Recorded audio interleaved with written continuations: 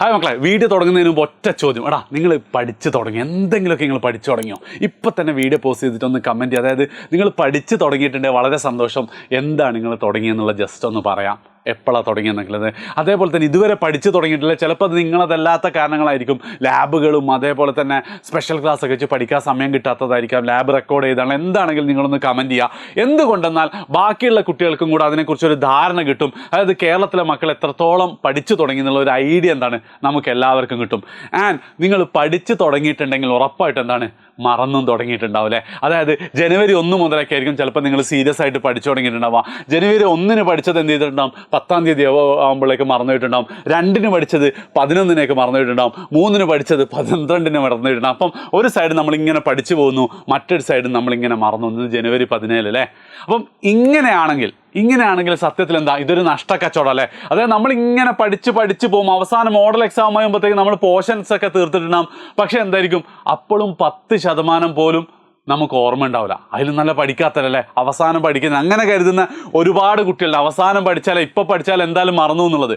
പക്ഷേ നിങ്ങളൊന്ന് ഓർത്ത് നോക്ക്, ശരിക്കും പഠിച്ചത് ഓർത്ത് വെക്കാൻ എന്തെങ്കിലും ഒരു ടെക്നിക്ക് വേണ്ടേ? അല്ലെങ്കിൽ എന്ത് ചെയ്യാൻ പറ്റില്ല, കുട്ടികൾക്ക് ഈ നീറ്റിനൊന്നും എന്ത് ചെയ്യാനാവില്ല, ഫുൾ മാർക്കൊന്നും സ്കോർ ചെയ്യാൻ പറ്റില്ല. അതായത് നിങ്ങളുടെ +1 +2 തന്നെ ഫുൾ മാർക്ക് സ്കോർ ചെയ്യുന്ന കുട്ടികളുണ്ട്. നീറ്റിന് ബയോളജി എൻ്റയർ ടെക്സ്റ്റ് ബുക്ക് നമ്മൾ ബൈഹാർട്ട് പഠിക്കുന്നതാണ്.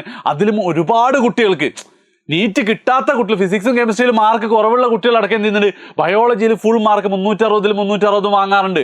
ഇനിയിപ്പോൾ ഇതിനേക്കാൾ വലിയ എക്സാമായ സിവിൽ സർവീസ് എക്സാമിലൊക്കെ നിങ്ങളുടെ ബയോളജി ടെക്സ്റ്റ് ബുക്കിനേക്കാൾ 5 ഇരട്ടി വലിപ്പമുള്ള 5-10 ടെക്സ്റ്റ് ബുക്കുകളർക്ക് എന്ത് ചെയ്യാണ്ട് ഓർത്ത് വെക്കാനുണ്ട്. അതൊക്കെ അവരെങ്ങനെയാണ് ചെയ്യുന്നത്? ഒരൊറ്റ ടെക്നിക്ക് മാത്രമേ ഉള്ളൂ. അതിൻ്റെ പേരാണ് സ്പേസ്ഡ് റിപ്പീറ്റേഷൻ. ഇത് ശാസ്ത്രീയമായിട്ടുള്ള സാധനം കേട്ടോ. എന്താ ഈ സ്പേസ് റിപ്പീറ്റേഷൻ എന്ന് പറഞ്ഞാൽ, നിങ്ങൾ ലൈഫിലൊക്കെ എന്ത് ചെയ്തിട്ടുണ്ട്, നിങ്ങളത് ചെയ്തിട്ടുണ്ട്. ഇപ്പോൾ ഉദാഹരണത്തിന് നിങ്ങൾ +1 സ്കൂൾ എത്തിയപ്പോൾ കുറേ പുതിയ കുട്ടികളുണ്ടാവും അല്ലേ. അപ്പോൾ എന്താണ്, ഏതെങ്കിലും ഒരു പെൺകുട്ടീനെ കണ്ടപ്പോൾ എന്തൊരു പേര് എന്നൊക്കെ ചോദിക്കും. അപ്പോൾ അവരെന്താണ്, എൻ്റെ ഫാത്തിമ സഹല എന്നാ പേര് എന്ന് പറയും. അപ്പോൾ പിറ്റേ ദിവസം കാണോ നല്ല ഭംഗിയുള്ള കുട്ടിയാണെങ്കിൽ ചിലപ്പോൾ നമ്മൾ മറന്നുപോലായിരിക്കും. അല്ലെങ്കിൽ എന്താ, ഇത് സഹലയാണോ അല്ലെങ്കിൽ എന്താണ് റിൻസയാണോ അല്ലെ ഷഹലയാണോ, ആകെ കൺഫ്യൂഷൻ ആവും. രാവിലെ ഇങ്ങനെ അവളെ കണ്ടപ്പോൾ എന്തായിരിക്കും പേരൊന്നും മിണ്ടിയില്ല. പിന്നെ ആയിരിക്കും പുതിയൊരു സാർ വരുന്നു, ഓരോരുത്തരെ എണീറ്റ് ചുപ്പിച്ച് പേര് വയ്ക്കുന്നു. അപ്പോൾ സഹല, ഓ സഹല അല്ലേ. ചിലപ്പോൾ അന്നേനെ ഓർമ്മ വരും. ചിലപ്പോൾ എന്തായിരിക്കും, ചിലപ്പോൾ അടുത്ത ദിവസം വീണ്ടും പറഞ്ഞു, 2 ദിവസം കഴിഞ്ഞ് അവളെ ഫ്രണ്ട് ആരെങ്കിലും വിളിക്കും, അല്ലെങ്കിൽ നമ്മൾ ആരോടെങ്കിലും നമ്മളെ ഫ്രണ്ട്സിനോട് ചോദിക്കും, എടാ നീ ഒന്ന് ഓളെ പരിചയപ്പെട്ടില്ലെങ്കിൽ ഓളോട് പേര് വയ്ക്കാനോട് മറന്നേ. അപ്പോൾ സഹല. അങ്ങനെ എന്താണ്, ഇന്നിപ്പോൾ നിങ്ങളുടെ ക്ലാസ്സിലെ മുഴുവൻ 60-70 കുട്ടികളുടെ എല്ലാവരുടെ പേരും നമ്മൾ പഠിച്ചിട്ടില്ലേ. ഈ സെയിം സാധനമാണ് എന്ത്, നമ്മളുടെ സ്പേസ്ഡ് റിപ്പീറ്റേഷനിലുള്ളത്. ഇതിൽ വേറൊരു ചെറിയൊരു ട്രിക്കും കൂടെ ഞാൻ പറഞ്ഞുതരാം. ഇപ്പം ഈ സഹല എന്ന് പറയുന്നത് നമ്മൾ അനിയത്തിൻ്റെ പേരാന്ന് എഴുതിക്കോ. അങ്ങനെയാണ് അന്ന് തന്നെ നമുക്ക് ഓർക്കൂലേ. ഇവിടെ കാണും അനിയത്തിൻ്റെ മുഖമൊക്കെ ഓർമ്മ വരും.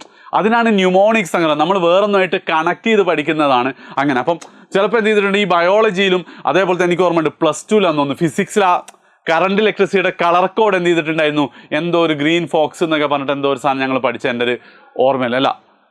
ഗ്രേറ്റ് ബ്രിട്ടൻ, എന്തോ റോയ് ഓഫ് ഗ്രേറ്റ് ബ്രിട്ടൻ എന്നൊക്കെ പറഞ്ഞു. അപ്പോൾ അത് പിന്നെ മറന്നില്ല. അപ്പോൾ അതേപോലെ കണക്ട് ചെയ്ത് നിങ്ങൾ അനിമൽ കിങ്ഡത്തിലും പ്ലാന്റ് കിങ്ഡത്തിലൊക്കെ +1 എൻ്റെ കൂടെ പഠിച്ച കുട്ടികളൊക്കെ എന്ത് ചെയ്തിട്ടുണ്ടായിരുന്നു, കുറേ കാര്യം ഇങ്ങനെ ഇതൊക്കെ ആക്കി വെച്ചിട്ടുണ്ട്. അതൊരു മെത്തേഡാണ്. പക്ഷേ എല്ലാ കാര്യങ്ങളും നിങ്ങൾക്ക് അത് ചെയ്യാൻ പറ്റില്ല. പക്ഷേ സ്പേസ്ഡ് റിപ്പീറ്റേഷൻ എല്ലാ സ്ഥലത്തും അപ്ലിക്കബിൾ ആണ്.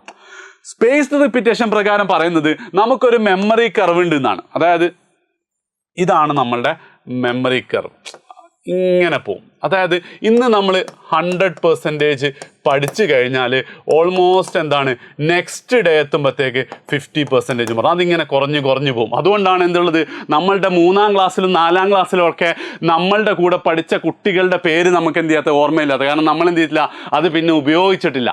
അതേപോലെ തന്നെ 4-ാം ക്ലാസ്സിലൊക്കെ എന്താ പറയുക, അടിപൊളിയായിട്ട് പാടിക്കൊണ്ടിരുന്ന ഏറ്റവും എളുപ്പമുള്ള കവിതകൾ ഇപ്പം നമുക്ക് ഓർമ്മ പോലും ഉണ്ടാവില്ലേ. അതിങ്ങനെ മറന്നു പോകുന്ന സാധനമാണ്. അതേ സ്ഥാനത്ത് എന്താണ്, ഇതിടക്ക് നമ്മൾ എന്ത് ചെയ്യാണ്, ഇടയ്ക്ക് നമ്മൾ ഒന്ന് കറക്റ്റ് ചെയ്ത് കൊടുക്കുക, ഒന്നും കൂടെ റീവൈൻഡ്. അപ്പോൾ എന്ത് ചെയ്യും, ഈ കർവ് ഇങ്ങനെയാവും, പിന്നെ ഒന്നും കൂടെ റീവൈൻഡ് ഇങ്ങനെയാവും, പിന്നെ ലാസ്റ്റ് എന്താവും, മറക്കാത്ത രീതിയിലാവും. അങ്ങനെയാണ് എന്ത് ചെയ്തത്, നമ്മളുടെ പേരും നമ്മളെ പാരൻസിൻ്റെ വീട് ഏട്ടൻ്റെ അനിയൻ്റെയും പേരുകളൊക്കെ പഠിച്ചത് വീണ്ടും കറക്റ്റ് ചെയ്ത് പോകാം കേട്ടോ. ഇതാണ് ലോജിക്ക്.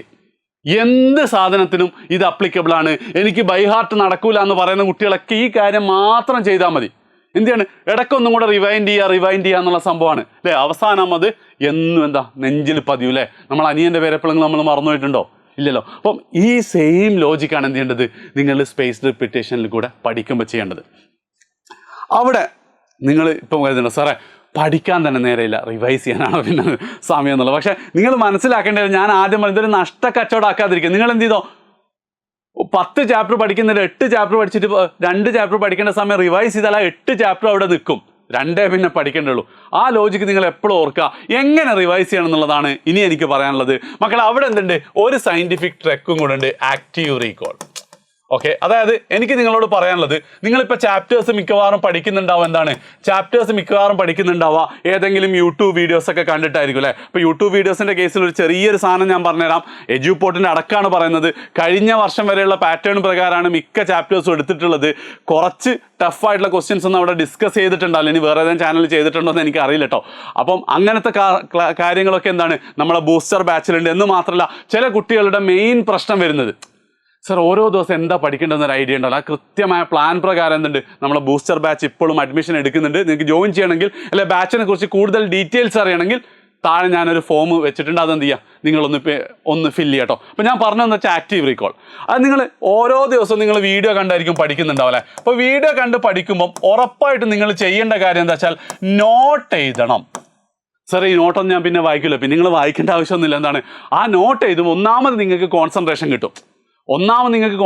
കിട്ടും. പിന്നെ രണ്ടാമത് നോട്ട് എഴുതുന്ന സമയത്ത് നിങ്ങൾ മനസ്സിൽ വിചാരിക്കുന്നത് നിങ്ങളെ ഫ്രണ്ടിന് ഇത് ഈ നോട്ട് വെച്ചൊന്ന് പഠിപ്പിച്ചു കൊടുക്കണം എന്നുള്ള രീതിയിലാകുമ്പോൾ കുറച്ചും കൂടെ നിങ്ങൾക്ക് എന്ത് ചെയ്യാൻ പറ്റും, ശ്രദ്ധിക്കാൻ പറ്റും. കാര്യം മനസ്സിലായില്ലേ? നോട്ട് എഴുതണം എന്ന് മാത്രമല്ല, വേറൊരാളെ പഠിപ്പിക്കണം ഈ നോട്ട് ഉപയോഗിച്ചതെന്ന് വെച്ചാൽ കുറച്ചും കൂടി, ഇപ്പം തന്നെ ആലോചിച്ചൊക്കെ കുറച്ചും കൂടെ ശ്രദ്ധ വരുന്നില്ല. അപ്പം ഒരു കാര്യമുണ്ട്, ചില കുട്ടികൾ ഇത് കരുതിയിട്ട് എന്ത് ചെയ്യും, നോട്ട് അങ്ങ് എടുത്തിലെത്തും. ഒരു PhD ഒക്കെ പോലെയാണ്, പെർഫെക്റ്റ് ആയിട്ട് ലൈനൊക്കെ വരച്ച് എന്താ പറയുക റെഡ് കളറിൽ മാർക്ക് ചെയ്യും, ചിലപ്പോൾ എന്താ പച്ച ബോക്സ് ഇടും. അതിൻ്റെ ഒന്നും ആവശ്യമില്ല. ആ സമയങ്ങളിലാണ് ക്ലാസ് കാണുമ്പോൾ മാക്സിമം പോസ് ചെയ്യാതെ എഴുതുന്ന രീതിയിലേ നോട്ട് എഴുതുന്നുണ്ട്. കാരണം എന്ന് വെച്ചാൽ നോട്ട് അത്ര പെർഫെക്റ്റ് ആവരുത്. അത് വളരെ ഇമ്പോർട്ടൻറ്റ്. എന്തിനാണെന്ന് വെച്ച് കഴിഞ്ഞാൽ ഇനി അതെന്ത് ചെയ്യുക, ഏറ്റവും ബൈറ്റ് സൈസ്, നിങ്ങൾക്ക് പിന്നെ ഉപയോഗിക്കാനൊന്നല്ല, ഏറ്റവും ബൈറ്റ് സൈസിൽ നിങ്ങൾ എഴുതുക. ചെറിയപ്പം നിങ്ങൾക്ക് വേണമെങ്കിൽ എന്ത് ചെയ്യാം, ഒരു നോട്ട് ഇതിനായിട്ട് ഓരോ ദിവസം പഠിക്കുന്ന ഇങ്ങനെ ഓർഡറിൽ എഴുതാനുള്ള ഒരു സാധനം എടുത്ത് വെച്ചാൽ മതി. രണ്ടാമത്തെ കാര്യം എന്ന് വെച്ചാൽ ഈ റിവൈസ് ചെയ്യാനായിട്ട് നിങ്ങൾ സമയമൊന്നും സ്പെൻഡ് ചെയ്യണ്ട. ഇപ്പോൾ ഒരു ഉദാഹരണത്തിന് നമ്മൾ ഒരുപാട് സമയം തിന്നിട്ട് വെറുതെ ഇങ്ങനെ ചിന്തിച്ച് അങ്ങോട്ട് കാട് കയറാറുണ്ട് അല്ലേ. അതായത് എനിക്കിപ്പോൾ 17 വയസ്സ്, അടുത്ത കൊല്ലം എവിടെയെങ്കിലൊക്കെ ചേർന്ന 3 കൊല്ലം കൊണ്ട് കഴിയും ഡിഗ്രി. അപ്പോൾ 21 വയസ്സ് കല്യാണം കഴിക്കാം. കല്യാണം ഇപ്പോൾ ആരെ കഴിക്കും, അന്ന് കണ്ട ഓനെ കഴിച്ചു. ആ ഒരു സാധനമില്ലേ. അപ്പം ഇങ്ങനെ അതേപോലെ എന്ത് ചെയ്താൽ മതി, നിങ്ങൾ റിവൈസ് ചെയ്താൽ മതി. അത് ഇന്നലെ നമ്മളെന്താ പഠിച്ച മാത്സിലെ സെറ്റിൽ എന്തൊക്കെ ടോപ്പിക്കായിരുന്നു. സെറ്റ് ഏറ്റവും ഫസ്റ്റ് റോസ്റ്റർ ഫോമും അതേപോലെ തന്നെ എന്താണ് സെറ്റ് ബിൽഡർ ഫോമും. അതിൽ തന്നെ ഇപ്പം തന്നെ നിങ്ങൾക്കിപ്പോൾ അതിങ്ങനെ ഓർത്തെടുക്കാൻ പറ്റില്ലേ, അതിന് എങ്ങനെ കൺവേർട്ട് ചെയ്യാന്നുള്ള ചോദ്യം വരിക. പിന്നെ നമുക്ക് ഇൻ്റർവെൽ ഫോം ഉണ്ടായിരുന്നു. അത് 2 രീതിയിൽ, ഇൻ്റർവെൽ തന്നിട്ട് സെറ്റ് ബിൽഡർ ഫോമും നേരെ തിരിച്ചു. പിന്നെ അടുത്തത് എന്താ, സബ്സെറ്റ് നിന്ന് 3 തരം ചോദ്യമുണ്ട്. സബ്സെറ്റ് എഴുതാൻ ചോദിക്കും, സബ്സെറ്റിൻ്റെ എണ്ണം ചോദിക്കും, സബ്സെറ്റിൻ്റെ എണ്ണം തന്നിട്ട് എത്ര എലമെൻ്റ് എന്ന് ചോദിക്കും. അടുത്തത് കിട്ടി. പിന്നെ ഓപ്പറേഷൻസ് ഉണ്ട്, എത്ര ഓപ്പറേഷൻസ് ഉണ്ട്, 4. ആ ഒരു സാധനത്ത് പോകും. ഇടയ്ക്ക് നിങ്ങൾക്ക് അയ്യോ ഓപ്പറേഷൻ സെറ്റ് ഏതൊക്കെയായിരുന്നു ചിലപ്പോൾ നിങ്ങൾക്ക് ഡൗട്ട് വരും.